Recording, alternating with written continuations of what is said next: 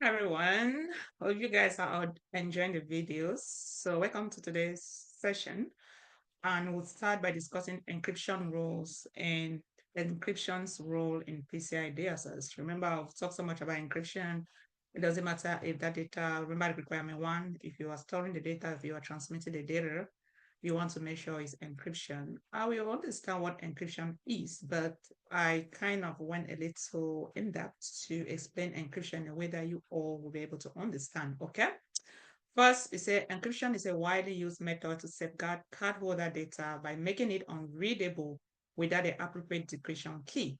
This aligns with PCI DSS requirement 3.5. And we see those requirements now is start breaking them down at the level of the control.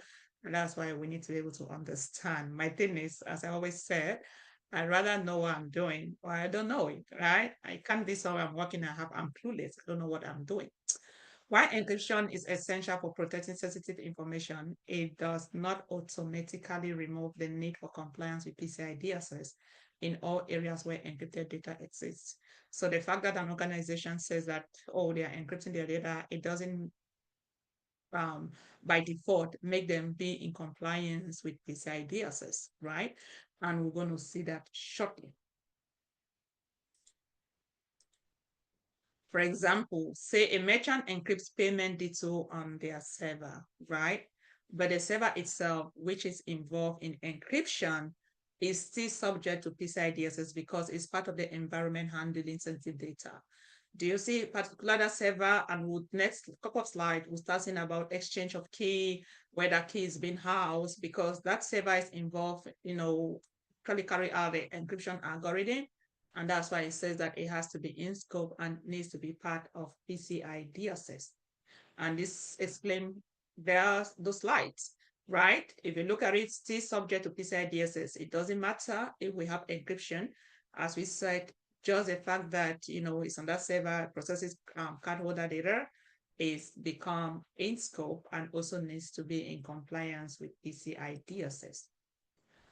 But encryption alone is not enough, as we have discussed. First, encryption does not reduce the need for PCI compliance. The presence of cardholder data within any environment still means PCI DSS requirement applied, right? Say, for example, in a point of sale environment, by now we already know what that thing means. Even though the transaction data is encrypted, when you swap your card, even though that transaction is encrypted, the physical device like the payment terminal and proper receipt may still contain sensitive information. Do you see? The terminal, the payment terminals, and paper receipt, it still contains information. If you have some time when you make a purchase, look at your receipt. What kind of information do you have on that receipt? That's exactly what we are talking about. You guys, we're going to pay attention. Each time, do I have a receipt here or do not? But when you have a receipt, check that receipt. Are you that kind that you just take the receipt and just trash it away? If not, you got to be careful. Do you see? For example, that's a typical receipt right there. You see, that's a payment terminal, point of sale, or the POP. Do you see that even have information related to that particular card? See, it has the name, of course, the card number. I don't know if you have an actual receipt, the date, and then I'm not so sure if authentication thing will show. But this is something that we need to verify. I do not have one right here. But if you have a receipt, make sure you verify and put in the comment section. Let me know, what did you find? This is security. These are things that we do in our daily lives.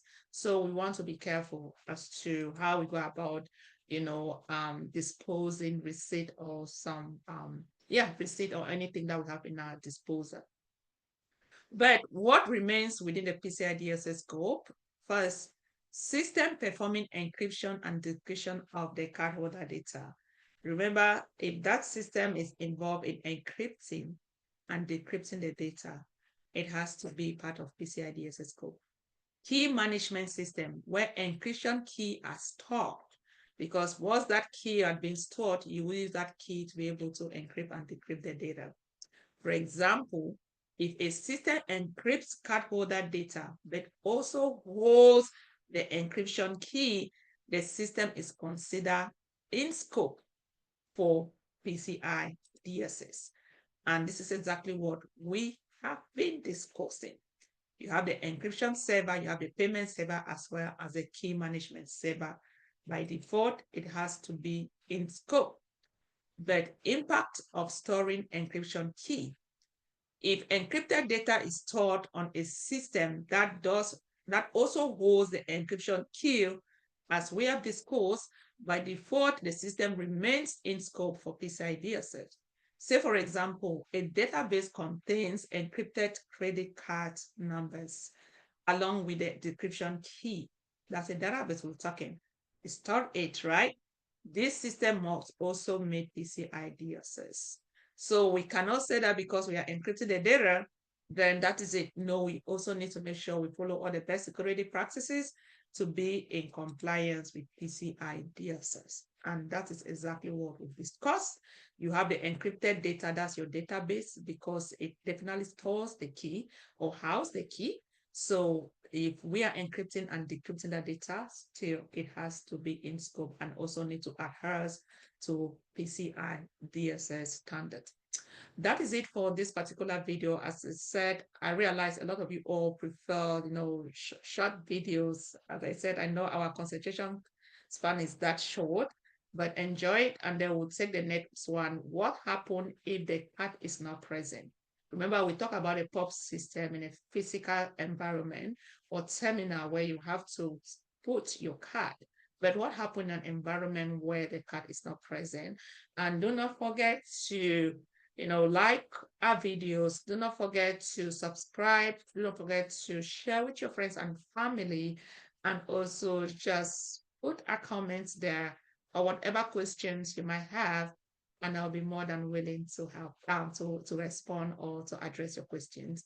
I'll see you all in the next video. Bye-bye.